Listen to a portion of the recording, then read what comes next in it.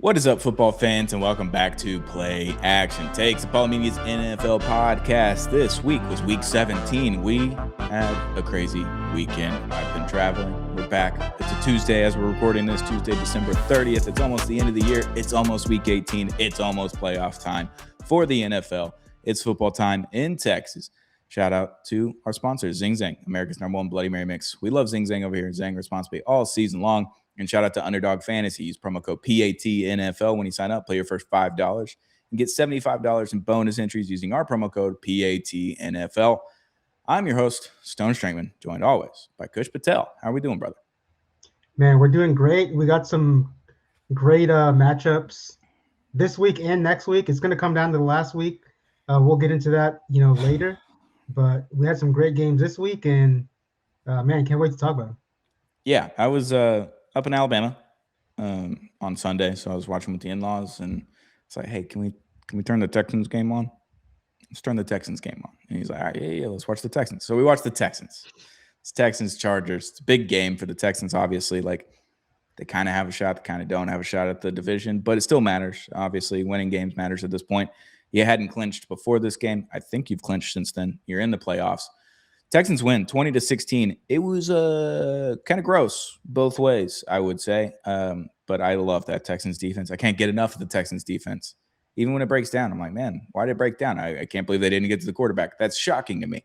But this Texans team, they can ride that defense all the way to a Super Bowl if the offense just doesn't mess things up. And I know OTG is probably going to talk about it a lot more, but what do you think about the Texans-Chargers game on Sunday?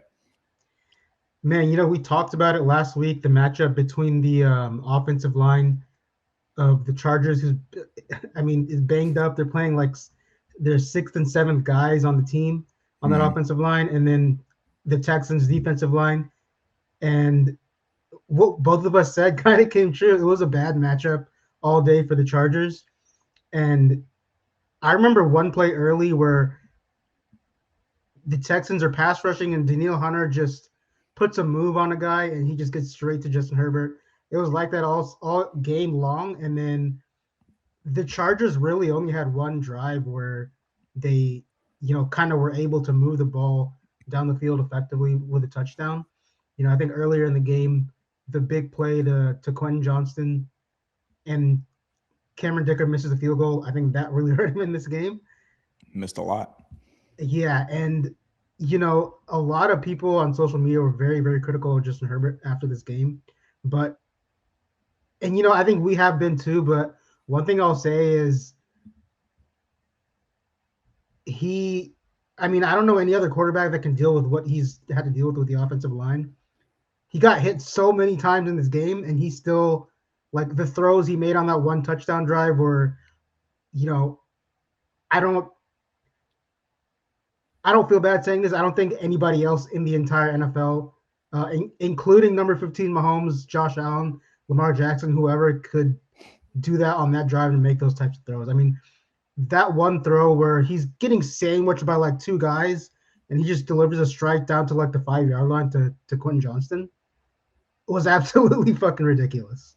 Yeah, I thought Herbert played a pretty good game for what he was given. It's like there was no run game. Like, what do they have?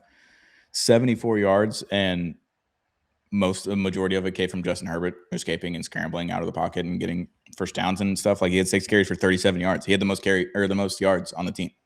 It's like if you can't run the ball for 60 yards with one guy outside of your quarterback, you're in a lot of deep shit. Whereas the Texans had a couple of guys a little over 100 yards, just under 30 carries there for Woody Marks and Jawad Jordan. And he had over 118 yards there on the ground as a team. So, like, overall, the Texans just were able to run the ball. They were able to pass the ball, and they played better defense. At the end of it, I know the offense wasn't pretty, but you were able to run the ball. You were able to move the ball. I know the 2 picks were not entirely CJ's fault. I think one of them was a little bad. The other one wasn't. So, he didn't get sacked. That's the biggest thing, because this Chargers defense isn't bad, but not giving up a sack as this Texans offensive line was shocking to me. And he got the win. It's 20-16. You got to win against a team that you may match up with in the second round, or if you somehow win the division, you might match up with them there. So it's kind of crazy, but it was a big win for the Texans, especially on the road in SoFi against Justin Herbert. Yeah, and you talked about the offensive line for the Texans. Like, they did a pretty damn good job. They were missing their tackles too with injury in this game. I think people Yeah. forget. And Blake Fisher's first start. Obviously, the OTG guys are going to talk more in detail about it, but I think the Chargers defense is no slouch. They're pretty good, and I think a lot of Texans fans were frustrated after the first half, just because the Texans offense couldn't do much after those two long touchdowns early. But the Chargers defense is pretty damn good. They have a Pro Bowl pass rusher. The offensive line kind of shut him down. So all in all, I think great job by the offensive line. And then as far as the Texans offense, I didn't really learn any new stuff about them. They kind of Same old, same played old. how they played after the second half, as they have all season long. They kind of. I don't think they got conservative, but I just think that the defense made a lot of adjustments. I think they did a good job of not even just getting pressure on Stroud, but just the way they played man, the way they played zone. They kind of, they threw some disguised coverage blitzes out there and kind of confused Stroud a little bit. But the Texans were able to hold on to that win. And again, credit to the defense, because if it wasn't for this defense, I think they lose this game. Score 17 points, you win the game. That's the Pretty Texans' much, motto right yeah. now. That's the Texans' motto. Just keep moving it on down the field. Get 17 points. Let the defense hang on for you. That's kind of what it is. The defense is going to give up one big play, maybe a game, maybe. Like every other game, maybe. Like I know it happened against the Raiders a couple times. I know it happened against the Chargers. But like it's not often that they give up big plays. If they don't give up big plays, there's going to be one. It's like the scripted drive. The scripted drive always kind of gets the Texans maybe. Like it's 50-50 shot if you can get them. After that, it's going to be tough sledding. So good for the Texans. 11 wins on the season when they started out 0-3, making the playoffs. That's huge. Not a lot of teams have made it to the playoffs after starting 0-3. So adding to that list, the Texans are. Next game, does no one want to win the AFC North now? I know it's the NFC South, but does no one want to win the AFC North? Because the Browns beat the Steelers 13-6. Aaron Rodgers couldn't really do anything. I know Myles Garrett didn't have a sack. I saw someone tweet out that was like, hey, credit to the Steelers for keying in on Myles Garrett, not letting him get the sack record against them. The problem is that they just forgot to score points. And that's kind of the objective to win the football game, is not to stop Myles Garrett from sacking you. It's more so to win the football game. They did not do that. So now we got a winner take all on Sunday Night Football this week. It's going to be fun. Yeah, man. I was watching this game towards the end, and I'm like, man, the Browns might pull this thing off and get another winner take all game next week. We've already got one with the NFC South. Yeah. So, man, you know what I'll say? I'll say shout out to Shadur Sanders, because he played well. Obviously you're the Browns coming into this game. You don't have a good record. You have nothing really to play for except to spoil the Steelers' day, and they did just that. And to add on top of it, Shadur played pretty well. And we've been talking about how great that defense is all season long. Myles Garrett didn't get the record this game, might get it next game, but it's a bad loss for the Steelers, man. And if I'm the Steelers, you just can't lose that game. It's impeccable that they lost that game. Is shocking. It's like one of the grossest games. It's gross weather outside, obviously. My favorite part from this game, though, wasn't anything to do with the game. Is when the Ravens put out one of their guys holding up the wrist, saying perfect timing, the Shador celebration. And the Browns quote tweeting and saying, that wasn't for you. We didn't do that for you. So I appreciated that. But yeah, the Browns defense is one of the better defenses we've seen maybe in the last 5 years. And their offense is just so abysmal that I'd be shocked if Kevin Stefanski makes it through the offseason. Yeah, it's funny. It's funny because this is a guy that won Coach of the Year a couple of years ago, and insane. Now you're talking about he might be gone. So crazy turn of events for the Browns, and we can kind of talk about the other team and the Ravens, the Packers and Ravens game if you want, but Derrick Henry ran crazy. Amok. I mean, the numbers are so crazy. I just can't. The words just won't come out of my mouth of how great of a fucking game he had against the Packers. What was it? 3 or 4 touchdowns? He had like 3 in the 200 first yards from half. scrimmage or something like that. He had 3 in the first half. He ended up with 4 touchdowns, 216 yards on 36 carries for 6 yards per carry. Yeah, Derrick Henry is literally carrying the Ravens' playoff hopes on his back right now. Staying alive. And I thought about this question that I wanted to ask you on the pod. After we watched the Ravens and the Packers game, Yep. is now you have a winner take all with the Ravens and Steelers. Do you? And I know this is a crazy question. Not do you consider sitting Lamar Jackson, but if you like, here's my thinking on it: is if Lamar Jackson plays, that takes carries away from Derrick Henry. And right now, I don't think you want to take any carries away from Derrick Henry. I feel So like if you're Harbaugh, what do you do? Derrick Henry's had like 2 good games this year. It was the most recent one, and it was the first game of the season that had like the most costly fumble of the game, like that ruined the game for the Ravens. He fumbled the ball at the end. I don't know, man. It doesn't seem like Lamar wants to play there anymore, and it doesn't seem like anyone on the team wants to play with Lamar, which is shocking. Yeah, 2-time MVP, like electric player. Maybe he's just lost a little step. Maybe he's injured all the time. I don't know what the case is. But I feel like the team has to have more confidence in Lamar than Snoop Huntley. But I could be wrong. I don't know what the game plan is. Like the Steelers seems pretty good against the run, even though they don't seem like they should be. They're pretty good against the run. So it's like, is Derrick Henry going to have that kind of game? Or do you really only have to score 14 points and just hope that your defense holds on? But their defense isn't that good. So I'd rather have the upside of having Lamar in there if he's healthy enough to play. If he's not healthy enough to play, then you throw Huntley out there and kind of hope for the best. Shocking turn of events that no one wanted to win this division. Didn't see that one coming. Yeah, I mean, I can't remember if I picked the Steelers to win the division early in the season, but I think you did. I'm pretty sure Rodgers. I picked them to make the playoffs. You did. But after the Ravens' bad start, then Lamar Jackson goes out.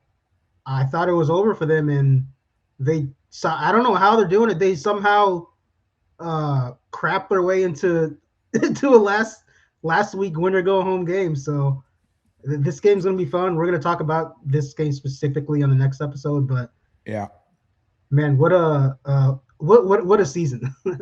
It's the most chaotic season I can remember. But you know what's not chaotic, Kush? It's Underdog Fantasy. Underdog Fantasy. Use promo code PATNFL. Football season is nearing its end. Next week is the last week of the regular season. You're not going to have as many games to choose from, so you got to get in with Underdog Fantasy right now if you want to hit the passing stats, you want to hit the rushing stats or the receiving stats or the defensive stats. You can do it all on Underdog Fantasy. Just pair a couple of picks together on 2 separate teams with 2 different players. Put those stats together. You can win up to 5,000 times your cash. Obviously, Tua Tagovailoa is no longer here with us in the starting job, basically. So I can't pick my favorite stat of the season, which was higher than interceptions for Tua Tagovailoa. Led the league in interceptions this year. Shocking. I'm going to hit the lower than on Jalen Hurts passing yards because it turns out he doesn't need more than 5 passing yards in the second half to win a football game. So I'm going to hit the lower than on Jalen Hurts passing yards, and I'm going to hit the higher than on kind of any of the I like Sam Darnold's passing yards. I'm a big fan of Sam Darnold's higher than passing yards. I'm going to put those together. I can win a lot of money. You can win up to 5,000 times your cash if you put together the right picks with the right stats. Download the app today. Use promo code PATNFL to score $75 in bonus entries when you play your first $5. That's promo code PATNFL. Underdog, make picks, win money. Must be 18 or older, 19 or older in Alabama, Nebraska, 19 or older in Colorado for some games, 21 or older in Arizona, Massachusetts, and Virginia, and present in a state where Underdog Fantasy operates. Terms apply. See assets.underdogfantasy.com/web/play and get terms _DFS_.html for details. Offer not valid in Maryland, Michigan, New Jersey, New York, Ohio, and Pennsylvania. Concerned with your play, call 1-800-GAMBLER or visit www.ncpgambling.org. In New York, call the 24/7 HOPEline at 1-877-8-HOPENY or text HOPENY 467-369. That's Underdog Fantasy. Use promo code PATNFL. Play your first $5 and get $75 in bonus entries. There's all kinds of great bonus things that you can get on Underdog right now through the holiday season through January 4th. So hit that promo code up, PATNFL, when you sign up. and get in on all the action with Underdog Fantasy. Thank you for sponsoring this episode. Next game that we're going to recap from week 17, Eagles-Bills. Weird game. The Eagles-Bills keeps ending up on the 325 slot too. Like, that always feels like it should be a Sunday night or a Monday night game, and they just keep putting it in the afternoon slate on Sunday, which I don't hate later in the season when it gets dark. Mid-game, it's not that bad. So I kind of enjoyed that. But weird game because, Philadelphia was up 13-0. It's kind of over. All of a sudden, the Bills they get in there and blocked PAT, score the touchdown, go for 2 to get to the win instead of just going to OT, where I thought they were moving the ball pretty good in the fourth quarter. They could just go win in an OT. They said, no, we'll go for 2. Didn't get it. Bad pass from Josh Allen. Bad loss for the Bills. Not a good win for the Eagles. I just didn't feel good about either team there. Weird game, 13-12, Eagles win. Yeah, it's fun. The main topic of conversation for this game was the last play. Sure. And I don't know if you saw this, but they cut their kicker yesterday. Oh shit! No, I didn't see maybe that. they didn't trust the kicker. After the game, I was talking to one of my friends who's a Bills fan, and we're talking about the last play, and I asked him, I was like, "Do you think that was a good? Do you agree with the decision?" He said, "No, should have kicked the field goal." And at the time, I agreed. And if there's anything you guys know about me, I'm always a take the points guy. I'm not a go for it guy in most situations. I felt like in that position, in that situation, they probably should have kicked the field goal. Yep. However, I talked to another one of my Bills fans the day after, and she told me that they cut the kicker, and I was like, you know what? Maybe I was wrong. Maybe it was a good idea to go for it because they clearly didn't trust their kicking game. So, and I just think it was one of those things where the inaccurate pass just came at the worst possible time for Josh Allen. I mean, we've seen him miss a few times, but not that badly. That was a bad miss. He was wide open. And I kind of give him a little grace because I know it was rainy. Maybe that had something to do with it. But not a good game for either team. I wasn't really impressed with the Eagles. No. I wasn't really impressed with the Bills. So, we talked about this last week. I said that this game was kind of going to be a barometer to see like what is each team ceiling in the playoffs. And after that game, I didn't learn anything. So I didn't like either of them. Yeah, we've seen that play from Josh Allen a lot where it's kind of a wide open guy in a critical moment in time in the game, and he just missed. Like, it happened against the Dolphins. I know I always bring the Dolphins into it, but like back in 2022 when the Dolphins got Mike McDaniel, we're like, oh, let's see if we can beat the Bills. It was hot outside. It was like week 3 or whatever. The sun had been beaten down on him, but like Josh Allen had a wide open guy on 4th down and goal, like from the 2-yard line, and just missed him in the flat on the right side. This time it's on the left side, misses that one. Seen it a few times, and he did it a couple of times in that game, so I'm assuming that the weather did have an impact on it. But yeah, Eagles get that win, and I hated every second of that game. It was just not fun to watch. It wasn't like, oh, this is a defensive standoff. This was just like 2 teams that weren't good at football is what it felt like, playing against each other, and somehow they both have like 11 wins. So, yeah, gross game. Eagles-Bills. Last game that we're going to talk about from week 17, though, Bears-Niners. Was that Monday night? That was Sunday Night Football? Monday Night Football? Sunday Night Football. Monday Night Football was pretty crazy last night, too. Bears lose 38-42. Hell of a game from the Niners. They've got a chance to win the division next week. The Bears could still get the 1 seed, could still get the NFC. I think they've won the division, right? So they're fine. They're going to have a home playoff game, but I think the 1 seed might be out of their grasp now. It might go to either San Fran or Seattle. Is that correct, Kush? I haven't looked at all the scenarios yet. Yeah, so I believe because the 49ers have won a couple in a row, this last game is for the number 1 seed and for the division. So, yeah, crazy. That's pretty good. I mean, Brock Purdy, hell of a game, 300 yards, 3 touchdowns. Christian McCaffrey kind of going primetime McCaffrey, 140 yards and a touchdown. Like, both teams were kind of just slinging around. I thought Caleb Williams was really good. Thought he was really good and kind of deserved that win that game. Both defenses, shame on you. 38-42 in week 17. What are we doing? Someone play some defense. I know it's late. I know it's You gotta win the number 1 seed here. Someone play some defense, please. Niners win 42-38. What do you think about this one? Yeah, man. Brock Purdy was really good. Caleb Williams is really good. It was a great quarterback duel. Like you said, the defenses, I kind of want to see a little bit more from them if I'm their respective fan bases, especially going in the playoffs. Um, but I think the story of this game was the 49ers offense is kind of figuring it out. They're going to be a dangerous out in the playoffs no matter who they play. And then the Bears are going to go as far as Caleb Williams takes them, which I don't know if it's going to be the Super Bowl this year. I think they're a year early this year, but I think they're going to be a tough out too. Caleb Williams is playing great football. I mean, I hate to bring this up because I'm a Texans fan and fellow Texans fans. I'm sorry for bringing it up, but the C.J. Stroud, Caleb Williams moment from last year, C.J. Stroud might have spoke the word of God to him because he's playing really well right now. He looks like one of the best quarterbacks in the league. And last week when we were talking about the Packers and the Bears game, I said he reminded me of Aaron Rodgers, and it was kind of true in this game too. He was making Aaron Rodgers-like throws all day long. Yeah, it was a hell of a game. Also, breakout game for Luther Burden. Second round pick, I believe, for them. Huge game for him. 8 receptions, 138 yards. Colston Loveland also a little bit of a breakout game, 94 yards and a touchdown. Like, if you get those two guys going and you already have everybody else like DJ Moore and all the other weapons, like DeAndre Swift's been pretty decent over the last probably 8 weeks now, I think. I mean, didn't rush the ball a ton, only 9 carries, but had 2 touchdowns and 54 yards. Like, if you can do all of those things and your defense can get you 1 more stop than what they got basically, or 2 more stops, like, this team can go pretty far, especially with the home playoff game. Like, if things go crazy in the first round, all of a sudden you've got you're home again for round 2. And then if you win that, you might be home again for the NFC Championship. Like, it's a hard place to play. It's going to be cold. It's going to be crazy. But to go into 49er land in San Francisco and perform that well on a primetime game, I think that's a huge step for the Bears. But the defense has got to figure it out. Because if the offense gives you that performance, you should win that game.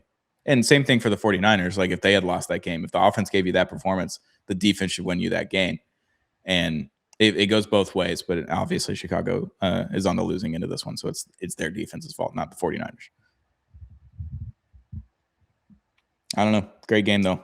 It's fun. Yeah, great game. And, man, these two teams, I think, especially the 49ers, if you asked me a month ago, I would have been a 49ers hater, but, now after kind of the last month, I think the 49ers can go beat anybody. If Brock Purdy's playing like that, I think they can beat anybody. It's just the thing that concerns me about them is the defense. They're kind of up and down. Some weeks they play really well, some weeks they don't. And I think, I don't know if this is a thing or not, but I heard Fred Warner might be coming back. I don't know how accurate and true that is, but if that happens for that defense, I think that addition, Fred Warner back, can kind of lift their team. And if there's anything we know about the playoffs with these teams getting hot, if you give them any like sort of confidence or belief factor, then they can go out and beat anybody, especially this year. Yeah, getting Fred Warner back would be crazy. Even if he's not 100%, even like 80% Fred Warner's like top 15 linebacker in the game. Like, you take that all day long. And especially just the juice of having the captain back and one of your best players back. Like, that's a huge thing for the defense. But yeah, week 17, absolutely crazy. It's been an incredible season. I think from the aspect of like the crazy games, the crazy moments, like the refs getting in the way, like Lions Steelers last week. Like, it's just kind of had it all this year. And I'm very happy to have been watching all of the games and not having to like live and die by my team, so I could actually enjoy all the craziness. Like, after you give up in week 2, it's pretty easy after that. 15 straight weeks of just like happiness and having fun watching games, looking forward to chaos, and not having to think about my team. That's been really fun for me. So thank you, Dolphins, for giving me the opportunity to actually embrace this season. For you, Kush, though, you got to live and die a few more weeks. You got at least 2. You might have more. You're in the playoffs with the Texans, but Kush, that'll do it. You got any last words? Man, I've been living and dying for about 8 weeks, so hey, what's a couple more, Let's do it. What's the worst that could happen? You get your heart broken again? Welcome to Houston. Houston heartbreak. Exactly. It is what it is. But that's week 17 NFL recap on Play Action Takes. Shout out to our sponsor, Zing Zang, America's #1 Bloody Mary mix. We love Zing Zang over here. Zang responsibly all season long. And shout out to Underdog Fantasy. Use promo code PATNFL. It's our favorite daily fantasy app of choice. You play your first $5 with our promo code PATNFL and get $75 in bonus entries. Thank you for sponsoring this episode. Hit that subscribe button if you haven't already on Apollo HOU on YouTube or wherever you get Play Action Takes on audio platforms. And we'll be back on Friday with a new episode of Play Action Takes, Apollo Media's NFL podcast.